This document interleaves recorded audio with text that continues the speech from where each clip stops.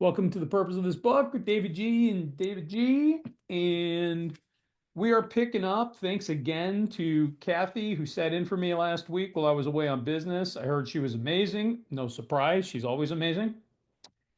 And David's just going to do a little recap before we jump in. And sorry, David, remind me where you and Kathy left off. Oh, we are going to be, guys, at page 138, second full paragraph, Okay. chapter two, the employers. But you're going to reacquaint us with how we got to this point. Yeah, and I'm David. I'm a recovered alcoholic and a drug addict. So David is going to be absent next week too. Has some things going on, and again, I asked Kathy to be a part of it. So Awesome. come join us next week. Kathy and I will be doing some more work into the employers. So. When we started this chapter, we pointed out that there's other ways to read this chapter. If I'm not an employer, I'm not saying to look down upon this by any means, but I could read this as two sponsors too. Read this whole chapter as two sponsors. This is good direction for me to be armed with the facts about myself. So Bill Wilson, as we know, believed that this book is written by alcoholics for alcoholics. And we know that to be true. And Bill did all the writing in the Big Book of Alcoholics Anonymous with a lot of spiritual influence. Don't get me wrong. But Hank Parkhurst, who was one of Bill's sponsees and one of the original members of Alcoholics Anonymous, especially in New York, wrote the original draft for this and to the employers. But Bill rewrote it. Uh, Bill believed that each chapter in our text should have the same writing style. In other words, Bill thought his writing was a little choppy, a little run-on sentences, run-on paragraphs. So Bill rewrote it in our words so that we can understand it and keep the flow going here. Hank Parkhurst was a big reason why the book got published. The sad part about it is Hank did drink 4 years into sobriety, and he died at the age of 57, but has been remembered for forever more. So let's get over to page 138. David's going to start reading on 138, second paragraph, but the prior paragraph kind of sets up this paragraph, and that's why I wanted to do a little recap. So it starts out by saying, here, for instance, is a typical example. An officer of one of the largest banking institutions in America knows I no longer drink. So it's good thing to know that people usually are interested in the fact that there's something different about me if they know me in the past, and I'm okay. I can break my own anonymity. As long as I don't forget who I am, I have no problem breaking my own anonymity. So this guy knows that he no longer drank. And then he says, one day he told me about an executive of the same bank who, from his description, was undoubtedly an alcoholic. So his description is vague, doesn't really say what he knows about alcoholism, probably doesn't know a whole lot. But then it says this seemed to be an opportunity to be helpful. So I spent 2 hours talking about alcoholism. Excuse me. That is not an unreasonable amount of time to spend with a new guy at all. But here's the interesting part. What he talked about was for 2 hours, he talked about alcoholism. So, alcoholism, as we can find out in the Big Book of Alcoholics Anonymous, we can find in the doctor's opinion, those 8 pages. In the first 23 pages of this book, we can find out what happens to us when we put alcohol, drugs, food, gambling, whatever our drug of no choice is in our bodies. We break out in a craving. We have this reaction to alcohol that never happens in the average temperate drinker. And then page 23 through 43, we can talk about what happens in the mind, this obsession. Without my permission, without my consent, I still pick up another drink. So that's what he talked about. But then he also talked about the third fold of this illness. And yes, this is a threefold illness, the malady. And you can look at those symptoms. And these are symptoms on page 52 in the second paragraph, which are called our bedevilments. And he described those things. And those things are really good identifiers for someone if I'm going to find out when I interview them and I find out the fact to see if they're real alcoholics or not. And then he says that he described the symptoms and the results as well as I could. His comment was, and in quotations, very interesting. In other words, I didn't hear a word you said, nothing at all. One ear and out the other. I'm not an alcoholic. You might be an alcoholic. You might have a drink problem. I don't have that. He just says very interesting. And it says, but I'm sure this man is done drinking. Well, don't be so certain. He has just returned from a 3-month leave of absence. He's taken a cure, went on the water wagon, looks fine. And to clinch the matter, the board of directors told him that this was his last chance. That is a lofty emotional appeal. that believe that you're either done or you're gone. Period. The end. Anyone else ever hear that before? You're either done, you done drinking, or you're gone. You miss one more day, no more, no call, no shows. You're done. So let's find out a little bit more as David reads this paragraph and how that paragraph I just talked about flows into this one here. Go ahead, David. Thanks, David. Okay, so we're in chapter to employers, page 138, first full paragraph 2. Here we go. The only answer I could make was that if the man followed the usual pattern, he would go on a bigger bust than ever. I felt this was inevitable and wondered if the bank was doing the man an injustice. Why not bring him into contact with some of our alcoholic crowd? He might have a chance. I pointed out that I had had nothing to drink whatever for 3 years, and this in the face of difficulties that would have made 9 out of 10 men drink their heads off. Why not at least afford him an opportunity to hear my story? Oh no, said my friend. This chap is either through with liquor or he is minus a job. If he has your willpower and guts, oh boy, he will make the grade. You have anything, Emily? Okay. All right. So the only answer I could make was that if the man followed the usual pattern. What is the usual pattern? Trying to stay sober on my own free will. If I understand alcoholism, the disease of alcoholism, the illness, as the book describes it as an illness, I understand that the fact is when I put it in my body, I'm going to break out in craving. And when I stop, I cannot stay stopped. So I have to have a spiritual solution. And it even says on page 44, and I'm going to paraphrase here, can I perform my own or have my own experience, spiritual experience? Can I create my own spiritual experience? And my answer is absolutely not. So the usual pattern. Let's call this is a sponsor. If I'm a sponsor someone and they come in and their usual pattern is the relapse after 30 days, 60 days, or 90 days. What exactly are you doing? What is your triangle, your circle and triangle check-in? And if you don't know, that means it's a Charlie Parker thing. Charlie Parker is a speaker, a phenomenal guy, one of my favorite guys I love listening to. And he talks about the base of recovery and our triangle being recovery, the base of the triangle being recovery, the 12 steps. Where am I at in the steps? So that's one part of the circle and triangle check-in. The other part is unity, and unity is one side of the triangle, meaning how many meetings you're getting to. Are you and remember, meetings are important to the fellowship, to make friends, to go out for coffee. But remember what Bill said, and Bill wrote this. Bill wrote that sobriety, freedom from alcohol, the teaching and the practice of the 12 steps is the sole purpose of an AA group. So that's an important statement that Bill made there, because of the fact is I'm not there to, and we were talking about this a little bit before the meeting started in the parking lot, is like, am I going there talking about all my problems, all my woes, just coming there and making this a therapeutic session? This is not therapy, not by any means at all. It's a spiritual program of action. So if I'm not, and then the other side of the triangle is service. Do I have a home group? One home group, one sponsor, one sobriety date. One home group, one sponsor, one sobriety date. That's what I have. And I love the fact that I have. And at my home group, I am involved. I am doing something. I have to get out of what I'm comfortable doing, right?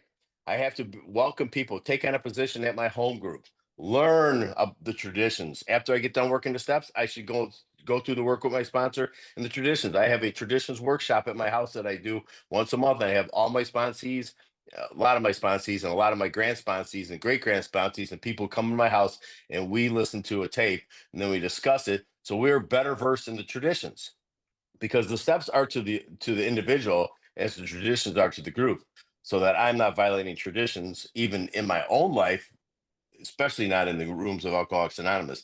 So everything must change, and I don't have the power to do that. But the directions in the big book of Alcoholics Anonymous give me that opportunity to have a life beyond my wildest dreams. And that's been my experience over and over and over again. So the usual pattern has to be broke. I have to continue to do something different, or it says he will go bust. And I felt this was inevitable and wondered if the bank was doing the man an injustice. So Hank Parkhurst is wondering himself, should this guy be let go? Would it do him more justice to be fired than it is to keep him on? Like, does he need to feel more pain? I am not the arbiter of that either. I don't know what he needs to do. As a sponsor, I don't know what he needs to do. Um, why not bring him into contact with some of the alcoholic crowd?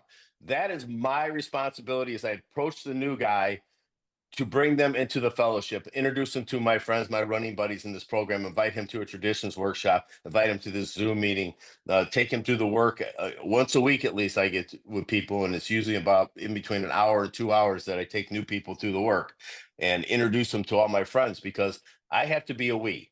If I'm an I still, I'm going to drink on my own power. I need to have there's power in the group, but remember it's a human power. I'm trying to build a relationship with God, and that will be a absolute if I do the work here in Alcoholics Anonymous. So he says he might have a chance. So if I introduce him to other people, start building relationship with them people, he says I pointed out that I had nothing to drink, whatever, for 3 years. So Hank Parker's had 3 years of sobriety. I heard Bob D talk about this. Bob D is another one of my favorite speakers. I love this guy. Been sober like 45 years. And then he talks about if you had 3 years of sobriety in the 30s when the Alcoholics Anonymous started, in 1935. So in 1938, that's like 30 some years of sobriety today, right? Think about it. Bill wrote the big book, 2 years sober, published it when he's 4 years sober. Nobody had any quantity of sobriety at all. Nobody. You know, that doesn't matter. It's the quality that we have, the work that we do, because you needed to be invited to the meeting, qualified as an alcoholic before you're even allowed to come to the meeting, because we're not going to sit there and complain about all our problems. We're here to talk about the solution. So, next thing he says in there, in the face of difficulties that would have made 9 out of 10 men drink their heads off, why not at least afford him an opportunity to hear my story? So yeah, it talks about working with others, that I should give the guy an opportunity to share. And when I meet with a new guy, I want to know all about him. So I give him 45 minutes usually. And then I take the other hour and 15 minutes to start taking him through the work. So he says, "Oh no," said my friend, "this chap is either through with liquor or he's minus a job." So that's a reasonable statement to make. You're either through with liquor, because if I don't understand as the employer, you're starting to affect my company and the way I do business, you need to go. And the last thing he says, if he has your willpower and guts, he will make the grade. So this is someone who doesn't understand the disease necessarily about alcoholism, but as a sponsor, I do. That's why I've never fired anyone in Alcoholics Anonymous, Cocaine Anonymous, because I understand the first step. I'm not saying that I haven't strongly suggested you go get someone else to work with, because you certainly don't listen to anything I have to tell you to do through my experience, but I have never said you're fired. That is just be my ego. That's just me. Thanks, David. I think you did a really nice job of breaking that down. I'll just going to run a few of these things back to make sure all these, the pieces of this sink in for everybody. So, the first sentence, the only answer I could make was that if the man followed the usual pattern, he would go in a bigger bust than ever. So, was he speculating? Maybe. But was he talking from experience? Definitely. Right. And so, David talked about this. People get very confused. And he mentioned the traditions a couple times, right? Our public relations policy is that we maintain anonymity, right, at the level of press, radio, and film. And I think implicitly we're learning today all forms of media, social media, et cetera. That's our public relations policy. That is not our interpersonal guidelines. Our interpersonal guidelines is that I can tell whoever I want in my one-to-one relationships, yeah, I'm recovered in AA, I'm recovered in CA. My doctors know, right? My neighbors know, my friends sure as hell know. And when they come to me and I get these things a few times a year, someone will send me a note on Facebook I haven't heard from in years, or text message me like, "Hey, my husband, my brother, my wife, my girlfriend, my something, can you talk to them?" Right? They can't stop drinking, they can't stop drugging. Then, and I have a conversation along the lines of what we see here in two employers, right? I say, "Well, tell me about them." "Oh, yeah, they're probably going to keep drinking. They're probably going to keep drugging. They're probably going to keep doing whatever it is that they're doing," right? This is born out of my experience, but people have to know in my small world, not my public world, in my personal world, they have to know that I'm a recovered alcoholic and addict and I want to help people. So, out of his experience, he goes on to say, "I felt this was inevitable and wondered if the bank was doing the man an injustice." And it goes on to say, why not put him in communication, right? So there's really, I think, and David touched on both of these, there's two possible injustices here. One is that maybe the bank should have just fired him, right? This is like cut him loose, help force that bottom. We don't know what each of our bottoms are going to be. What are those circumstances that are going to drive us into our recovery program?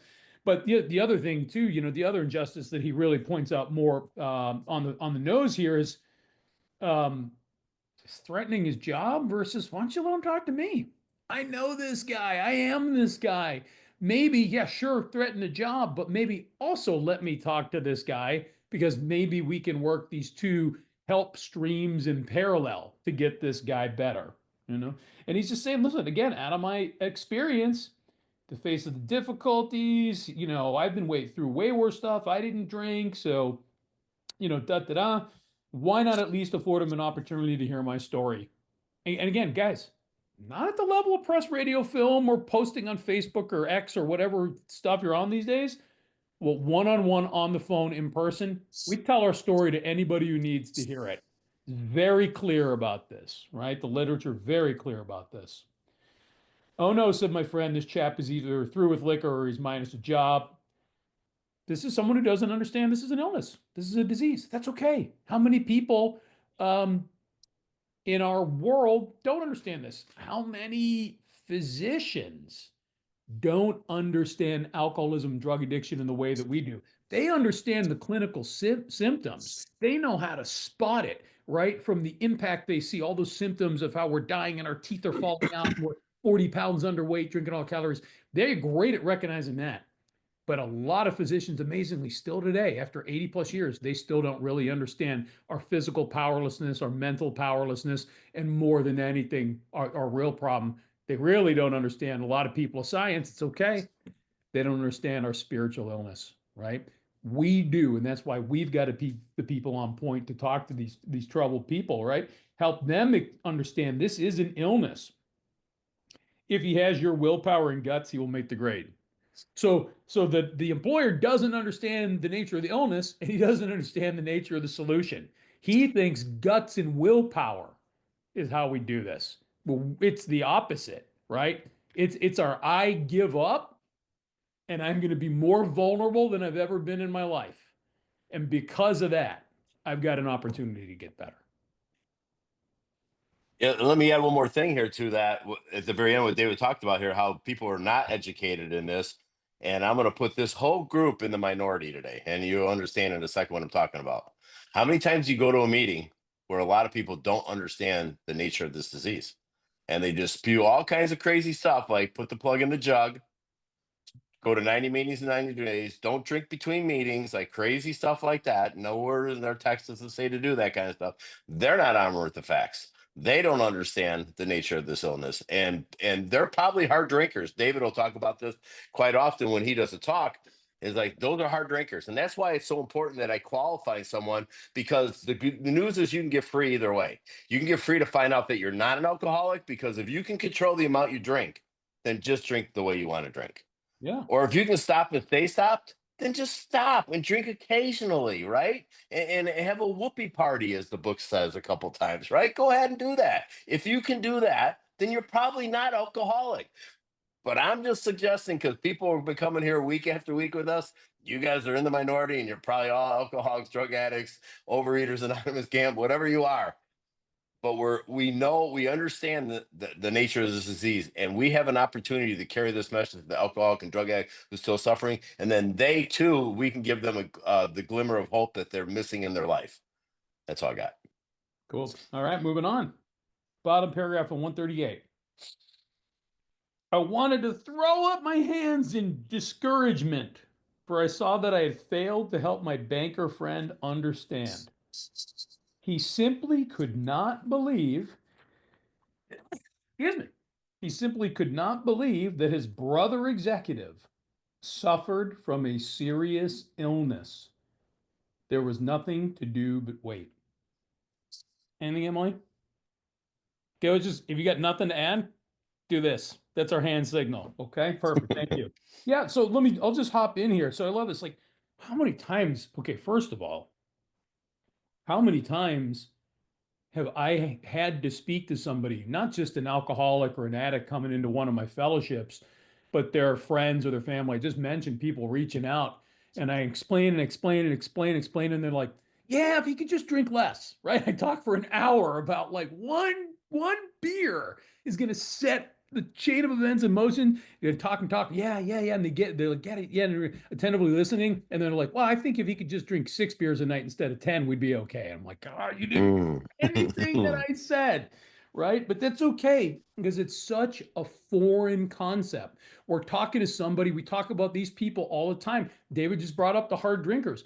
My six best friends from college, from my fraternity days, they were all hard drinkers. And guess what? They barely drink now. A couple of beers. We go on our annual fishing trip. Maybe they tie one on a little bit because they're away from the wives and the kids. They partied the way they partied. Most of them looked just like mine, just like me. But they started to grow up. They started to get married. They started to have kids. They started to get promotions. And they're like, "Oh, I can't carry on like this anymore. No, I can't stay out till 2 in the morning on a Sunday night. No, no. I'll watch the game. I'm going to have a couple beers. I'm going home." That is not us. That's what most people think. It's a matter of what? Guts and willpower. It's a matter of prioritization. It's a matter of, don't you love your wife, your husband, your kids, your job, your health? There's no discernment in this. There's no option in this. I drink because that's what I'm wired to do. And healthy people just don't get this, right? So he's throwing up his hands in discouragement. And I possibly have physically done that, but I've certainly done it in my head a million times. This guy, that he's trying to help simply could not believe that his brother executive suffered from a serious illness. He just thinks, hey man, this guy's a motivated businessman like me. When his job is threatened, he's just going to stop. He's just going to moderate or stop altogether. And his brother executive ain't going to do that. Not in our experience. But therefore, right? There was nothing to do but wait. Hank did everything he could, shared all of his experience, shared what he understands about uh, the disease of alcoholism, the medical estimate of recovery, and the executive was just in one ear and out the other. It's okay. Did the best he could. Yeah, so yeah, I get this. Like David said, I wanted to throw up my hands in discouragement, and I've done that in my head. I've never really physically, like David said, done that Maybe, publicly. maybe I have, and I don't know. Maybe Uh, you have, but you don't know, yeah, I don't know, right? Yeah, are you kidding me, dude? I mean, you right? just got out of prison. Yeah, you just got that job. And it's like, Right. why are we amazed by that when we know the nature of this disease? But what can I do if I'm a sponsor and I'm looking at this thing? It says what I can double my spiritual efforts too. I'm a firm believer of matching the willingness of the guy I'm working with, or the gal I'm working with, or the they, or whatever the proper pronoun is. I will match your willingness. As a matter of fact, when you get your big book and we sit down, I want you to write your sobriety date on the opening page, on the blank page, and I also want you to write the day you said that you're willing to go to any lengths. Because I'm going to remind you at some point in time where you stop becoming willing to go to any lengths, and that's when you're in a lot of danger. Because I'm really one bad idea away from picking up a drink or a drug again. I'm really one bad idea, and it doesn't have to be suddenly. It could just be a week or a month or a year from now. It doesn't really matter if I'm not staying spiritually fit. So I will remind them, let's go back to that blank page on the front. And on this certain day, you said you're willing to go to any lengths. What happened? What's changed? Why aren't you helping others? Why aren't you taking a service request? Why aren't you, what step are you on right now? Are you doing your 10th step all day long? Are you living in 11? And the thing about me is because I get to be a teacher, and we're sitting here maybe having a Zoom meeting, and we're leading it by moderating here. But I also want to be a practitioner by leading by example and demonstration. But the one thing I do more than those other two things, and I know David does it, I know Esteban does it, I know RJ does it because I know them personally, of course. I also am a student. I just started listening to Mark Houston again. Like, I've heard everything. I could almost verbatim tell you what he's going to say. It's like, that's how much I've listened to him, and I love him. And then I'm listening to Joe Hawk again. I just want to get like a course again that I'm taking all over it again. And it makes me so enthusiastic about carrying this message. And that's why it gives two certain, I get two different experiences. One, I get to learn, and I also get enthused again to carrying this message. So I'm always trying to motivate myself to stay in the work constantly. And so I have a lot of drive time, so I get to do that stuff. And he says on the bottom of that paragraph, he says he simply could not believe that his brother executive suffered from a serious illness. There was nothing to do but wait.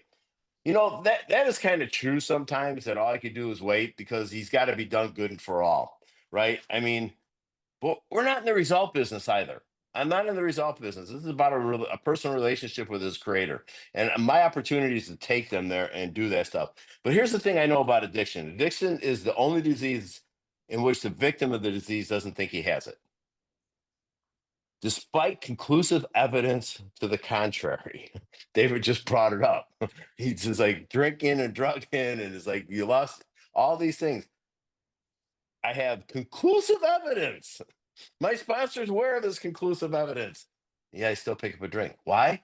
Because I have no power, no choice, no control.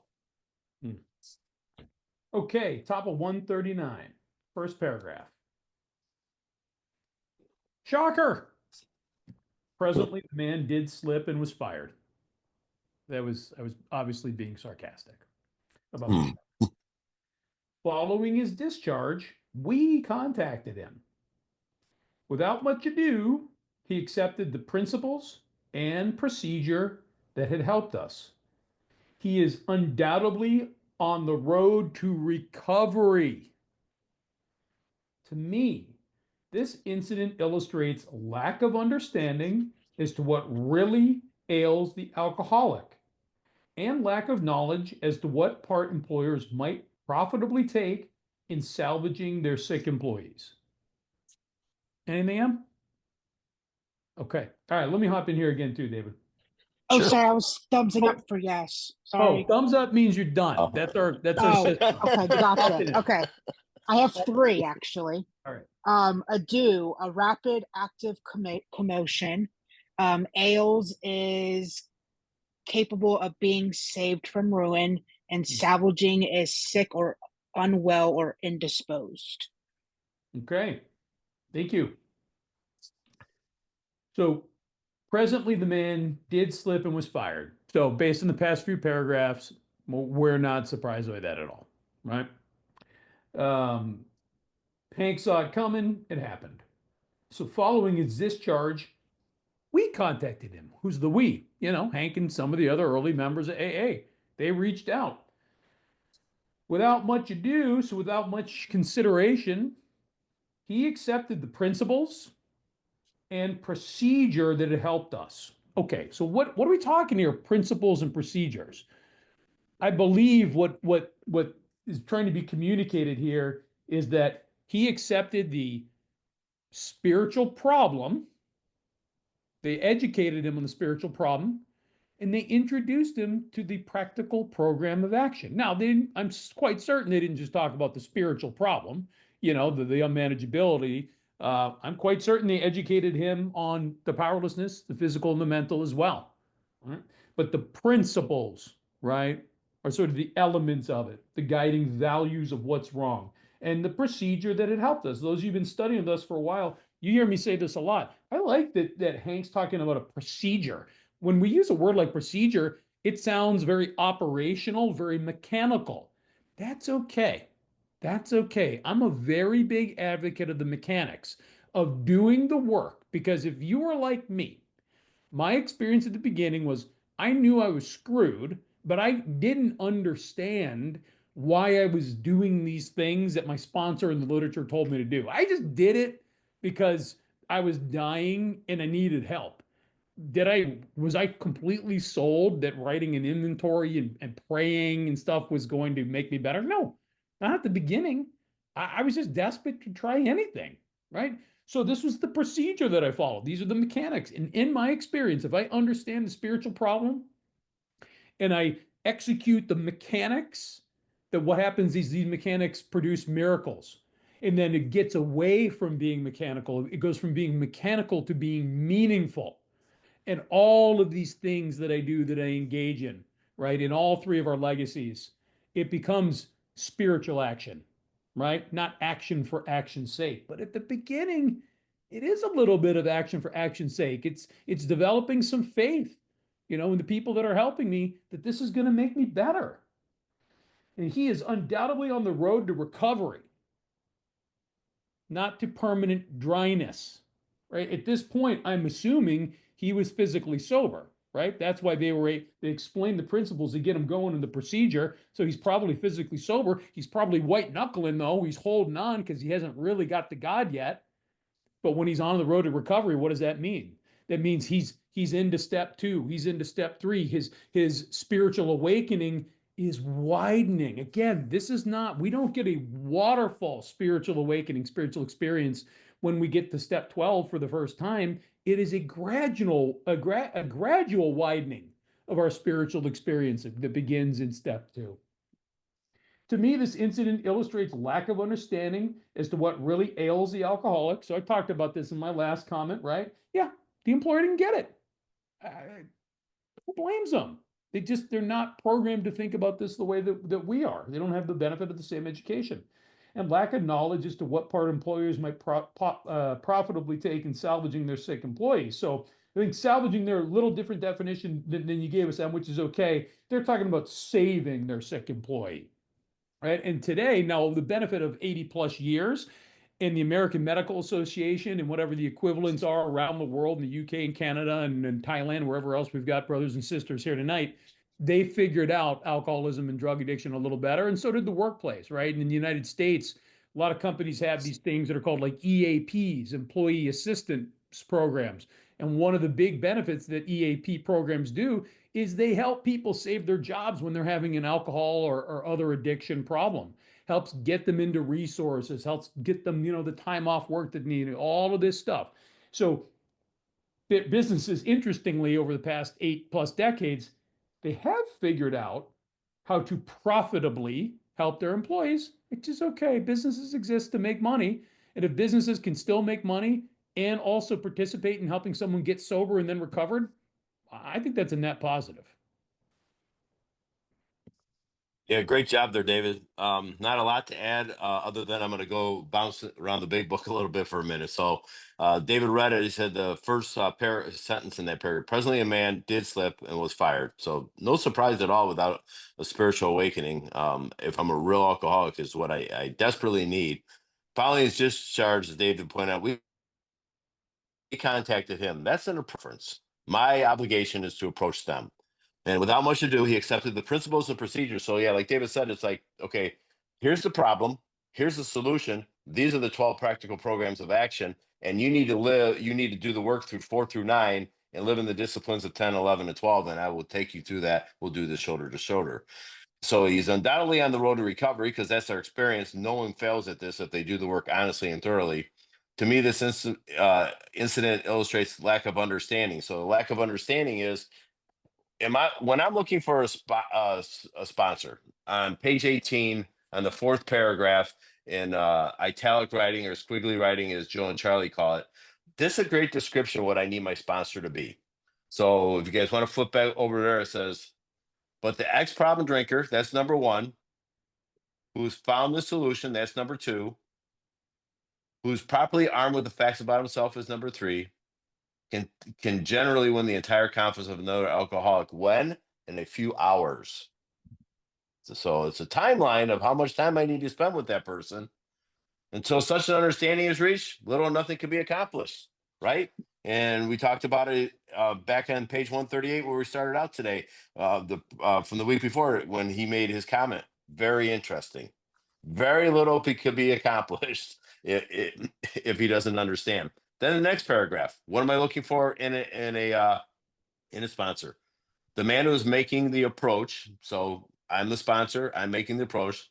Has had the same difficulty. That's number 1. But he's obviously knows what he's talking about. That's number 2, meaning that I have a basic understanding of this book. His whole department shouts at the new prospect that he's a man with his whole department shouts the new prospect. That's number 3, that he's a man with a real answer. The solutions, steps 1 through 12. That's number 4, that he has no attitude holier than thou. Number 5, nothing, whatever, except a sincere desire to be helpful. Number 6, there are no dues or fees to pay. Number 7, no axes to grind. Number 8, no people to please, number 9, no lectures to be endured, number 10. These are the conditions. Those are 10 conditions I should be looking for in a sponsor, at least according to the big book, because they don't mention the word sponsor. There were no sponsors in the 30s, in the early 30s. There weren't, but people did work with you immediately. And so that's what I'm looking for with the sponsor. And then back to where we're at tonight on page 139, we talk about this lack of understanding. So how do I feel about relapses? Is it part of recovery? It doesn't have to be. David that never relapsed. Never. He came in. He accepted the solution, did the work, been recovered ever since. Continues to grow in effectiveness and understanding what God's will is for him today, and don't ever have to pick up a drink ever again. That is miraculous. If we even got a day of sobriety, that's miraculous. But to have 20 plus years, that's ridiculously miraculous. So, and then it says lack of understanding. He is undoubtedly on the road to recovery. To me, the incident illustrates lack of understanding as to what really ails alcoholic. That's why I have to be armed with the facts about myself. I have to be able to explain to them what's really wrong with you, bro, or gal, or whoever I'm working with. And lack of knowledge as to what part employers might. So if I just put down, if I think about lack of knowledge, that is my problem. If I have not enough knowledge, I go to a meeting and there's a lot of lack of knowledge at that meeting. Not my job to take the group's inventory. I know I just did it, but I'm just saying it's like, and what I do, what I get to do, and I've seen David do this also, is I've taken that guy aside after the meeting, and I just said, "Hey, that's not what my big book says. Would you be interested in hearing what my big book says?" And I'll take them to that page in the book because I'm pretty versed with the big book, and I'll take them to, and then they can either have an open mind or they can hate me like some of the other members of that group do. It's their choice. I don't care. You know, we're there in the life-saving business, for crying out loud, man. It's like, this is not a game. This is not happy-go-lucky. Oh, you'll be okay. Pat them on the butt and send them on their way. No, no, no, no, no, no. This is about working shoulder to shoulder with that individual who's still suffering, and I get to explain to them what they're suffering from, and that they don't ever have to suffer. They will be able, if they stay spiritually fit, they can put the plug in the jug and leave it there. There's one that you don't ever hear too often, but it's a daily reprieve contingent on my maintenance condition. That's the daily reprieve. But I have to stay spiritually fit to be able to do that. And then the 10 step promises, which I won't go into, those are phenomenal promises. Why aren't we talking about them in meetings more often? You know, we always bring up the 9th step promises, and those wonderful, and the 5th step promises, and the promises throughout the whole big book. But how about those 10 step promises? That David and I try to get there when we go to treatment centers and talk once a month or so. And when we do it, we try. Sometimes we get a chance. Sometimes we're a little lengthy on our breath, and we go a little long. We don't get a chance. But that promises should be able to give you hope. That's the way you get to live, as long as you live in the discipline of 10, 11, and 12. Yeah, another speaker we love, Herb K, on the matter of going to meetings and sitting in judgment. He says, "Hey, I'm not judging. I'm just observing." Right? He's joking, right? He's judging, but it's tongue in cheek, self-deprecation. Okay, we're second paragraph on 139. If you desire to help, it might be well to disregard your own drinking or lack of it. So again, remember, this is to employers. So this is now sort of, Hank is the surrogate author going back to not talking about this experience, but rather just to the employer as an audience, right? So if you desire to help, Mr. Employer, it might be well to disregard your own drinking or lack of it. Whether you're a hard drinker, a moderate drinker, or a teetotaler, you may have some pretty strong opinions, perhaps prejudices. Those who drink moderately may be more annoyed with an alcoholic than a total abstainer would be. Now, I can see that. Drinking occasionally and understanding your own reactions, it is possible for you to become quite sure of many things which, so far as the alcoholic is concerned, are not always so. As a moderate drinker, you can take your liquor or leave it alone. Whenever you want to, you control your drinking. Of an evening, you can go on a mild bender, get up in the morning, shake your head, and go to business. To you, liquor is no real problem. you cannot see why it should be to anyone else save the spineless and the stupid. Em, anything? Go ahead. I have three. Yes. Rick? Um, Tito Taylor. Is that how you- Teetotaler. Okay, that Teetotaler. Yep. someone who abstains from drinking alcoholic beverages. Abstainer is a person who refrains from drinking, and bender periods of excessive drinking. Thank you. You want me to go, David? Yeah, go ahead. Okay. So if you desire to help and maybe well to disregard your own drinking or lack of it, like David said, this is to the employer. Whether you are a hard drinker, a moderate drinker, a teetotaler. So I'm not going to go to those pages, but if you want to put a little notes in your book, the moderate drinkers on page 20 in the 5th paragraph. The moderate drinkers on page 20 in the 6th paragraph. And the hard drinkers on page 21, zero paragraph, and on to page 21. Or yeah, I think 21. Let me see. Hold on. Let me just make sure I'm right there. Yeah, in the top paragraph there. So the real alcoholics on page 21, first paragraph. So the real alcoholic, which is me, that's what I need to know. So it's just my reference to go back. And then it talks about you may have some pretty strong opinions, perhaps prejudice. Prejudice is a preconceived thought or an opinion. I already made up my mind. Those who drink moderately may be more annoyed with an alcoholic than a total abstainer would be.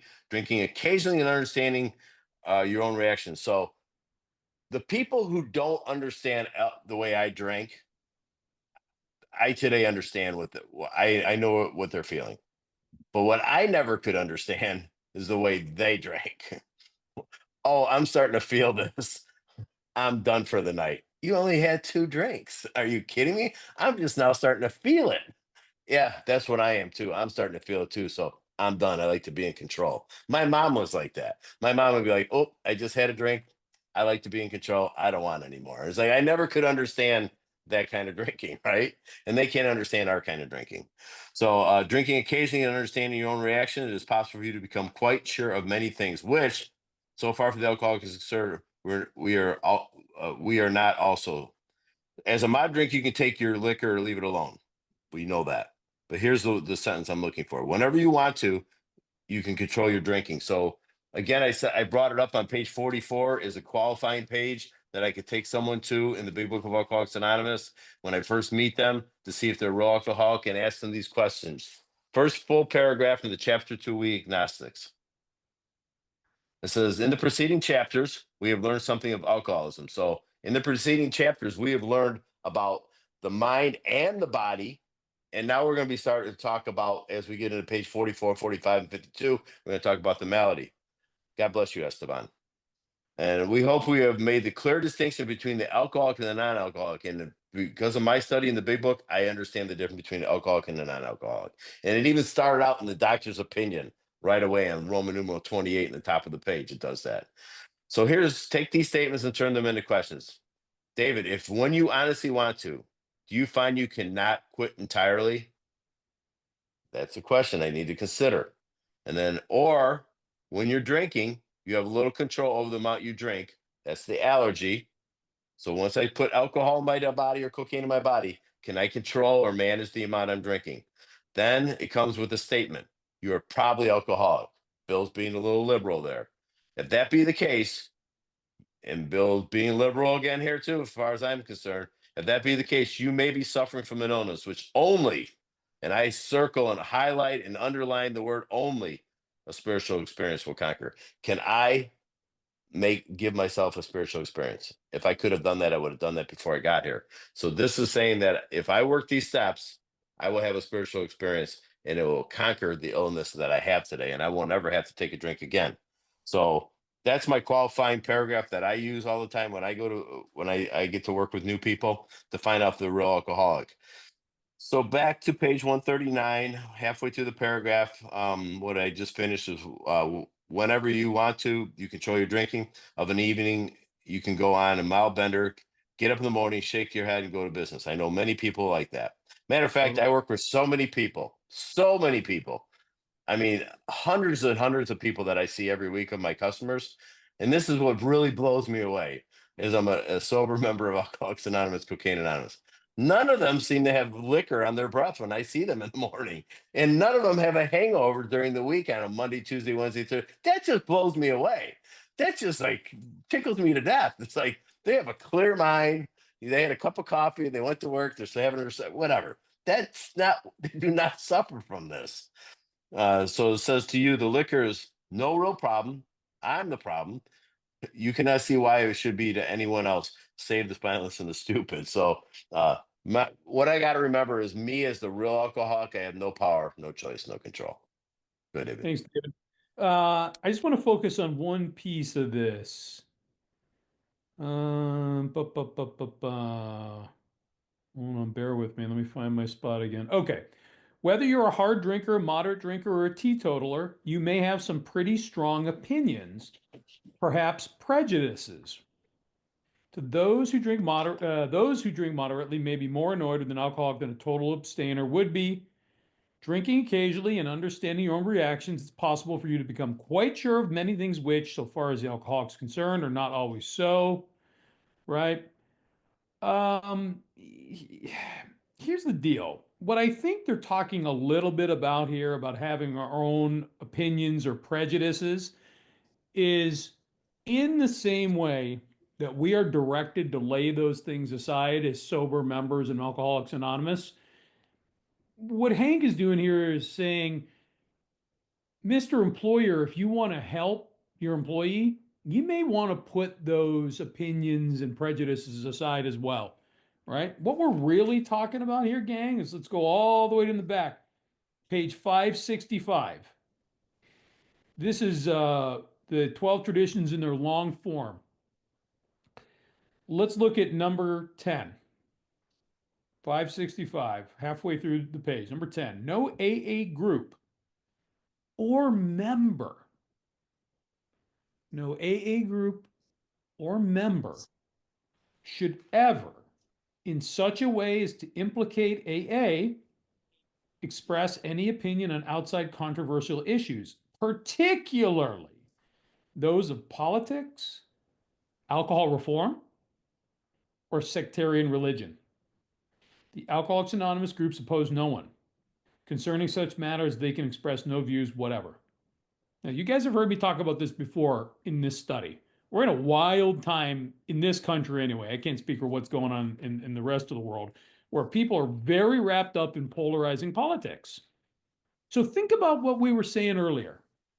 It is my obligation to the other 8 billion kids on God's planet, and let's say 10% of them, alcoholics and addicts, 800 million people, that I need to be available to help them. And I want people in my inner circle that aren't in recovery with me to know I'm recovered and I've got a solution I can carry to them.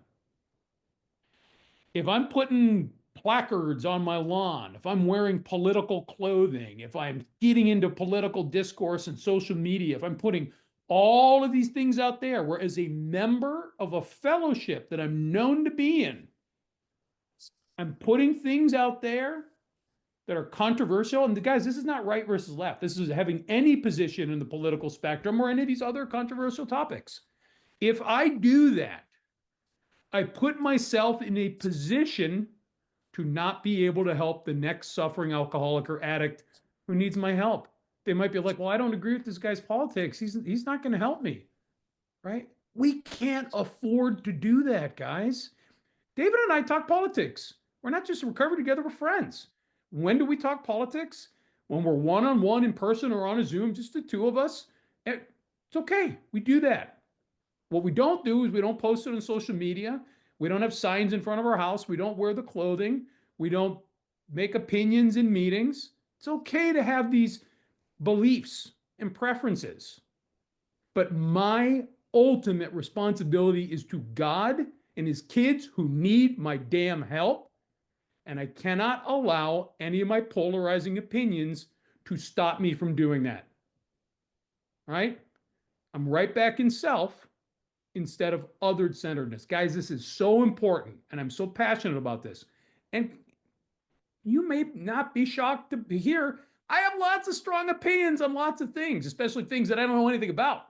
I'm great at coming up with those opinions. Yeah, no, I know, Carol, not David, right? I gotta keep it to myself. I gotta keep it to myself. I cannot ever make someone afraid to crawl to me and say, please help me save my life. I'm sorry that you're left, I'm right, I'm center, or whatever. Can you help me anyway? That is a terrible position. I cannot allow that to happen. That is not why God saved my life. That I can be more concerned with arguing about politics on Facebook than I am with making sure I'm available to help one of his kids. That's not why we were chosen. Right? Very, very, very passionate on this point, guys. Yeah, I couldn't agree more. I don't have to. I don't have outside opinions on any of that stuff. Just for the fact is, I'm not knowledgeable on it to be honest with you. And I work in two different states in the United States. I work in a blue state, and I also service a red state. So I actually absolutely have no opinion on what they have to say to me with my customers. I just stay silent as can be and try to get away from that conversation as quickly as I can. Um, but I also don't do that with in the rooms of AA or CA either. I don't. David and I were at a meeting not that long ago, probably last summer, and this guy was all in garb of a presidential candidate, and it's just wrong, But it wasn't our meeting. We just happened to show up. It was our first time there, and I was going to take the guy aside, and the police get called because we point out something to. It just didn't feel right. I didn't get the nudge from God to tell this guy it's inappropriate to do that. If I continued to go to that meeting, I would. But the last thing in that paragraph, and Bill's gonna restate it here in this next paragraph that David's gonna read, is to you, liquor is no real problem. And so that's why they have this misunderstanding. It's like, just don't drink. It's causing you all kinds of problems, right? And I remember before my brother died, I'm the number 24 hours sober, and he died directly from alcoholism, like drank himself to death, actually drank himself to death. And I remember thinking, as a sober member who does big book studies, who sponsors double digit people, who goes to meetings on a regular basis, dude, why don't you just, I said this out loud to him. Why don't you just stop? I just like, I was so frustrated watching him die right in front of me. Like, it was so bad to the point where he didn't even know who I was anymore. He was in a nursing home in his 50s, like so bad. This illness, if it doesn't take your life quickly, it will put you in the wrong neighborhood at the wrong time. I mean, I have experiences with grand sponsees who drove one time drunk and killed someone. One time, ran out of liquor one night. She got behind the wheel, drove 2 blocks, and killed someone, and ended up in prison at the age in her 50s. Ended Yeah, up in prison for that. Right? That's a true story. David yeah, knows her. yeah. Heartbreaking as can be. So why wouldn't other people think that we're not spineless and stupid? And I bet you the judges even think that, because they probably get fed up, and the police certainly get frustrated with us because they're tired of dealing with liars. So I try to treat all the people like children of God in my life.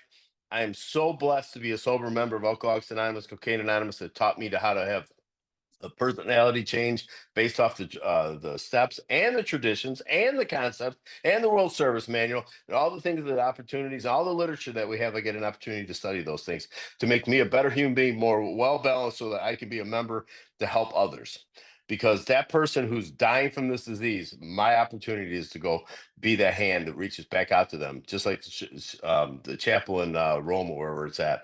The hand reaches out to us, we reach back.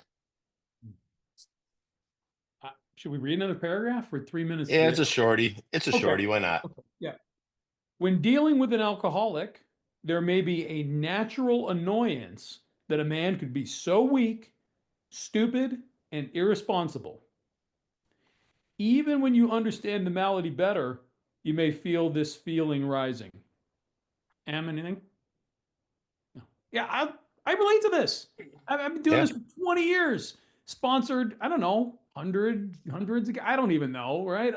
Or not even people I've sponsored, just people that I see day in, day out, week in, week out, month in, month out, year in, year out. Like, dude, you still haven't got it. You drank and get two people in my AA home group, or one of them is one, but two people in my local AA community I know well just relapsed again, and I'm like, to both of them, like I want to wring their necks, be like, what are you not doing?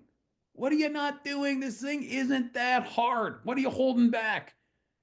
Did you never really come to terms with step one? Did you still think you can play God? Did you never really commit to turn things over? Did you never do a thorough and honest 4 step? Did you never complete your 9th step? It's all these things. It's always the same. And then what's your daily prayer and meditation like, and how are you helping people? That's it. That's it. How do you score on those things? And inevitably, not too well if you drink again. All right. And when you thought you might drink again, did you drive to somebody's house in AA and say, I need help? Or did you just drive to the liquor store? I know the answer. Drove to the liquor store. Yeah, I won't add much because we're at the top of the hour, but I sponsored a kid that was 14 years old when I was very new to sobriety, and he got it, and I take him to adolescent treatment centers, and he was speaking there, and dude, they cared more about him than they cared about their own parents. They were just so attracted to this kid, what he had. I mean, I take him to the work the best of my ability that I had, and he did the work. I did not do the work for him. I'm not taking credit for his sobriety, but he did drink again because he let up on the spiritual program of action, and then he spent the next 25 years of his life Oh. in and out of prison, in and out of prison. And he's called me from time to time. And then just recently, we David was speaking at a special event for Cocaine yeah. Anonymous in downtown Chicago at Navy Pier. You know, it's a big pier on Lake Michigan, and we were on this beautiful cruise ship. And David was speaking there, and this kid was there with his daughter. Like, I hadn't seen his daughter since like she was 5 years old or something. And he's sitting there, and as soon as David got up to speak, he got up and left. I went outside. No, I waited for him to come back in after getting on speaking. I go, so what's different, dude? What's different? Nothing's different. So you don't expect different results. You're not going to get it. I was frustrated with him, man. Breaks my heart. That little girl, that 19-year-old girl now, never going to get the father that maybe she was supposed to have, because he's so stuck in his alcoholism, so selfish, so self-absorbed.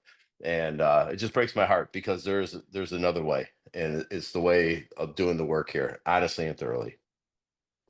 All right. Hard stop.